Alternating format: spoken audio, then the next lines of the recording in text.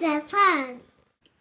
Hey there, welcome to this episode of Mindful Mamas. I'm Molly Ann Luna, your host, and today I have parenting coach, speaker, and educator Pauline Pollard visiting us today to talk about navigating your children's big emotions and misbehaviors.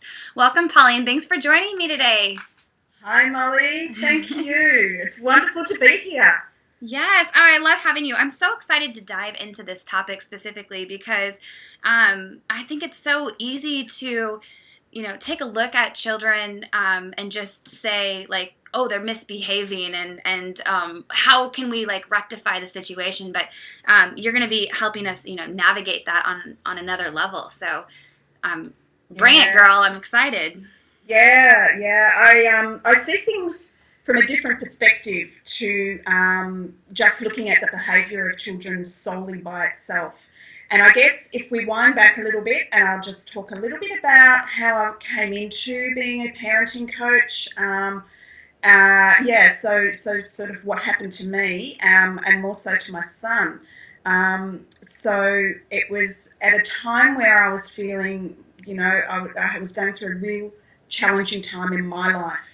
So I really wasn't present for my children and wasn't available to my children. I can see that now with hindsight, but at the time I thought I'm just doing the best that I can, running around with my hair on fire, working a full-time job and just trying to pretty much survive at that time. And the biggest thing at that time was when I was hit with the school informing me that my son had been bullied. Probably the bully was going on for about 6 months. Now, this wasn't just, calling names and, kids mucking around in the playground.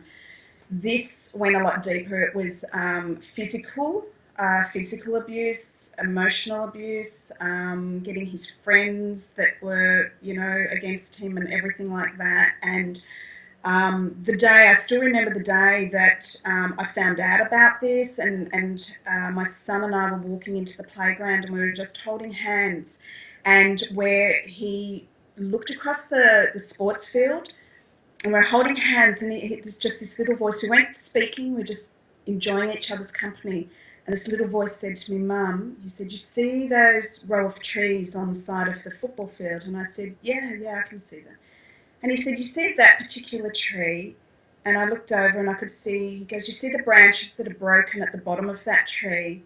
I'm like, "Yes, my love." And he said, "That's where I would hide during playtime and lunchtime from the bullies." And he said, "And those broken branches are from where they would find me and drag me out of my hiding place." And it was in that moment I had tears streaming down my face. I can still feel, the emotion now. And at that time, I was like, oh my goodness, I've got to get my act together. I'm not being the mum that I want to be, and I'm not being the person that I want to be. I'm just surviving. I'm just going through the motions, and I need to be emotionally present for my child as well as physically present for him. So that was really the turning point. Because at that stage, when I'd found out that he'd been bullied, I was playing the blame game. And, that's normally what everyone does. It's like, I was blaming the school. How could you not know what was going on and pick this up earlier? I was blaming the parents of the child. How could you not even want to speak to me and think that it's okay for your child to be physically beating up and punching my son? And then it was like I blamed myself. The biggest blame came from myself. How could I not know what was going on for my son? And so that's where was the turning point for me to start getting my act together. And that's where I went on. Now I look back on a beautiful journey of transformation. And I know transformation is a word that's sort of used here and there. But what it did for me, it made me reflect back on myself, not anyone else. It took me from thinking that everything was happening in my external world and I had no control over it, to me going within myself and realising that I had low self-esteem. I had no respect for myself. I had low self-worth. And that was being reflected in my son's behaviour. So that's where I talk about our children being mirrors for issues that we still need to deal with within ourselves. And it may not be a conscious thing that we're aware of, but definitely subconsciously these issues are replaying in our lives. And the way that I see it is that it's energetic. So it's that energy that we're emanating out is coming from our subconscious mind. Now, this is another story, but our subconscious mind isn't just in our head, it's our actual body. It's in our cells, it's our being. So the energy that we're emitting is what our children are picking up on. And so that is what happened for me was a really big or a really good example, I guess, for people to understand when we say what's going on within us is being reflected in our external world and what's going on for others. So that was the really big turning point. So I have this saying, I'm just glancing down, I have this saying where our kids are reflecting back to us what we believe about ourselves. They reflect our shadow and they reflect our light. And I really feel that that pretty much describes what was going on in my world and what's probably going on in a lot of parents' worlds where they may be struggling with their children's behaviour, their emotional outbursts, and today I would love to, my intention is to give information about how to deal with those situations so that parents at least have got some take home that they can go and implement straight away today, and that will help them with their children and their... So are you saying that, first of all, thank you for sharing that story with me. I felt like I was on that field with you and your son, and my whole body just got chills because I could only imagine as a mother witnessing that, or then hearing those words, or just questioning myself of like, well, how long has this been going on that I've not even noticed? But just to be clear, so you're saying that you feel like because you weren't centered in who you were, and there was maybe a lot of, I don't know how to word it exactly, but maybe some sort of like internal distress within you that was actually then being reflected in your son, and it was attracting more or less those bullies to come and kind of and take advantage of him. Yeah. So I'm not getting the words right, but that's exactly right, Molly. So for my son being the victim of bullying, and for even the bully as well, the children that become the bullies, they're both suffering from low self-esteem and lack of confidence in themselves, but it's being expressed in different ways. So the victim's expressing it as victim energy, where they're not sure of themselves. Kids can sort of push them around, and it's sort of like they're like a follower. And the bully themselves feel that they have to dominate and control in order to show their self-worth. That lack of self-worth within them, they sort of feel that they have to be that controlling and dominating person. So that's how the bully victim sort of cycle works. But in a parenting situation, you brought up about my lack of self-worth, that I wasn't respecting myself. So you might find in another scenario where quite a few of my clients come to me where their child is being actually disrespectful to them, to the school. So they go to school, they're mucking around in the classroom, they're not concentrating, they're distracting the teacher, they're distracting other kids. They're not really being bullies in the playground, but they're just being annoying to everyone. They come home, they don't want to do their homework, they throw their school bag at their mum. They don't even say hello, walk off, no affection, that sort of scenario. And so I've just finished working with a client who had that issue with her son, and now it's just a beautiful relationship that they have. But the first thing that I deal with is, in the first 2 to 3 sessions, is with the parent, so particularly with the mum. and say, okay, so these issues are playing out for your child. Let's just pull it back a little bit. We'll deal with your child in a moment and that behaviour, but let's look at you and see, where are you not respecting yourself? Where are you disrespecting yourself and maybe disrespecting your children in some sort of way? And so I get the clients to actually take a really deep look at themselves and deal with their issues themselves first. And then there's something that we do a few sessions down the track. Once they're, the beliefs have come up, the limiting beliefs about themselves have come up and we've cleared them. And I'll talk about how I do that in a moment with the emotional freedom technique. But once they've become aware of that, and then looking at what we call a family agreement. And the family agreement is such a beautiful thing, because what it does is it gets everybody in the family on board with everybody's needs, everyone expresses what their needs are, and what the values are of the family. And so, for example, one of the biggest things is respect. So we look at, okay, so if we all are desiring to be respected, what does respect look like in the family? And so simple things, when I brought up, I know I said to the mum, where are you maybe not respecting your children? We are role models for them.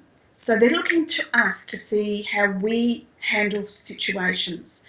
So little things like looking your child in the eyes when you're speaking to them, knocking on their bedroom doors. I know my kids just feel so empowered when I knock on their bedroom. Come in, Mum. And it's like, you know what? They do the same to me. When I'm in my room and my bedroom door's closed, I'm doing yoga, I'm having my time for me.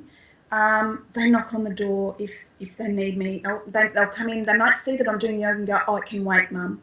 And they'll give me 5 minutes to, finish off what I'm doing. And that's the other thing also, is that when we're all on board, kids then know what their boundaries are. Children love structure. So it's really important that they have that structure in their lives, that they know what is important to Mum and how to respect that. And we also know what's important to them.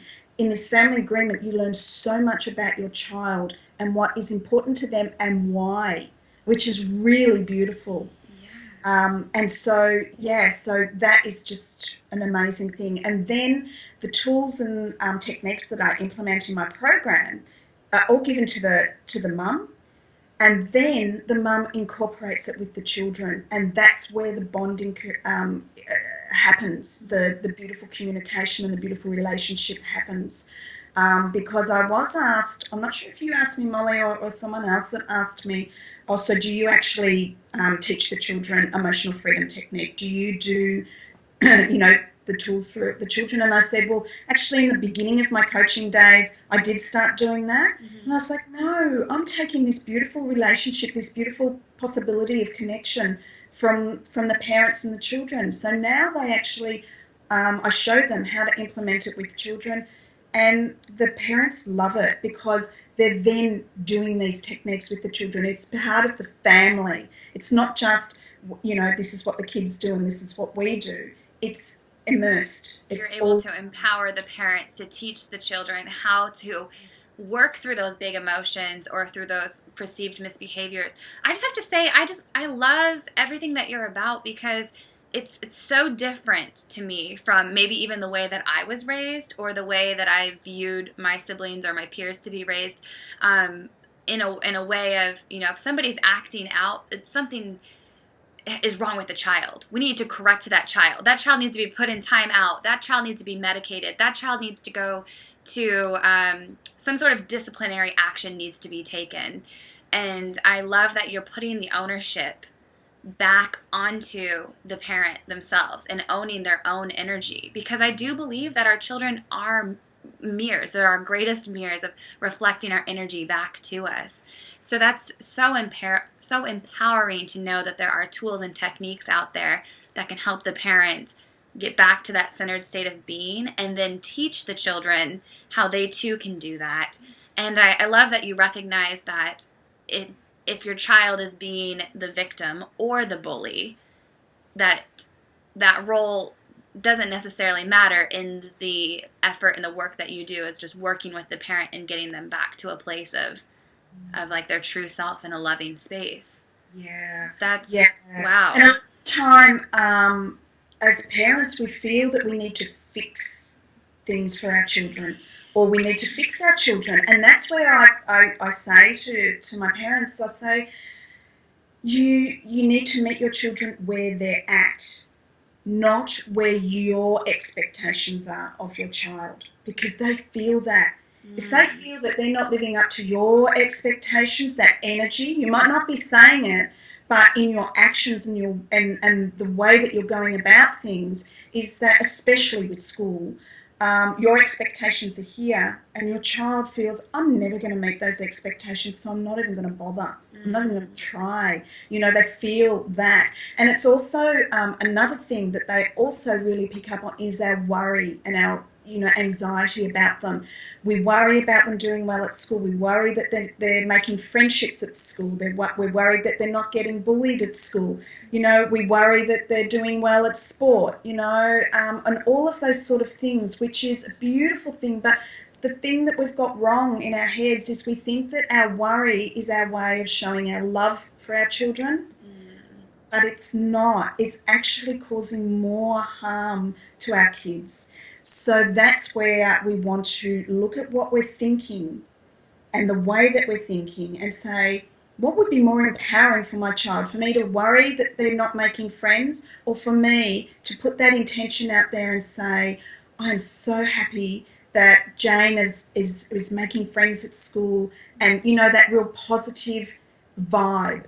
That and I can go and I could talk for hours about it, and with friendships, because I've had parents come to me and say, what do I do? My child's not making friends, what have you. And it's really about setting the intentions, and for the child working out what is a true friend for them. Yeah. But that's another story. I won't I won't go into that. But we might have to do another one of these just to go on that topic, because I know there's so many moms that are like, yes, that is a big concern of mine. I want my child to have strong friendships, and how can I help cultivate that? And just that simple step that you said is choosing where to focus your attention, because what's the saying? Energy flows where your attention goes. So yes. You can either magnify the worry and like, oh, she doesn't have any friends, or you can choose to just set an intention and be of a space of gratitude and know and trust that the right girlfriends will come her way, so that she can have that loving, supportive network that you so deeply desire for her. That's Molly. Yeah. Whether that's for friendship, or whether that's even just for being accepted at school and not being bullied, and whatever it is, like, I love that. You are so fabulous. And our children will start to do what we do and say what we say. So, part of my program is about setting intentions, and it's getting clear on what it is that we want. It's getting clear. So for the child, getting really clear on what sort of person do they want to attract? What values and qualities does a good friend have? And when they can start thinking, we ask them questions rather than telling them what to do. If we can and by doing that, asking them empowered questions, they are able to then go inside themselves to work out what feels right for them, what is the best outcome for them. And if we can do this at this primary school age, then when they become teenagers, it's just little reminders that we give them for them to get back to their centre. Yes. I believe that each and every single one of us, no matter how old we are, if we are a kid in grade school, or we are the parents, or we are in our later ages, we are our own greatest teachers if we can just get back to that core of who we are and trusting it. So I love that you're all about empowering the parent to get back to that space, so that they can have the tools and techniques to empower the children to get to that space. Because you're right, the sooner you can implement that in the younger ages, that then when you get through those teen years, they'll be a little less rocky, because the child's going to know how to move through those big emotions, so that when the hormones strike, it'll be just a little bit easier to manage for both the mother and the child, and really making that bond and that connection hold strong through those rocky years. So I love so much. I could talk to you forever. We need to wrap it up, though, for this episode. So I think we'll probably need to reconnect at another time to discuss even more further that other topic of friendship. But in the meantime, I want to make sure that our mindful mamas know that you've got an incredible ebook out there right now. It's called 7 Secrets to Raising Empowered, Passionate Children. Yes. Ooh, I've got the goosebumps. Like, that's so great, because I think we all want that, don't we? Don't we all want passionate, empowered children? Yes. So, yes, they can find that. Where can they find that book? If they go to my website, so it's www.paulinepollard.com. And the front page, it has, it's a free gift. You'll see it pop up. You just need to pop your email and name, and you will receive this ebook, which is about 17 or 18 pages long. But within the book, I have little tools that you can implement straight away with your children, which is really great. That's even better for all the busy parents. A quick read, but like with really strong, powerful tools, and you're giving it away for free. That's so fabulous. Yeah. Pauline, you are so beautiful. Thank you for sharing your wisdom with us. And if anyone else is interested in finding out more on how to do some one-on-one parenting coaching, I'll go ahead and put that link to your website below so that they can navigate straight to you. Beautiful, beautiful. Yes, well, I have a 30-minute free session that I'm offering your viewers. So if they go to my website, click on the coaching page, and scroll down to the bottom of the coaching page and just click on the button that says free 30-minute discovery session, and they can book their time. And I'm more than happy to spend that time with parents. Yeah. Oh my gosh. Yeah, you definitely have a passion for what you do. That's very generous of you. So that's awesome. So if you're listening to this, go take advantage of that free 30-minute coaching session with Pauline, because I know that it's going to be super transformative for both you and your child. That's great. Mm-hmm. Thanks for your time, Molly. Yes. Thank you again for being on my show today. I will catch you later. It's been my pleasure. Bye. Bye.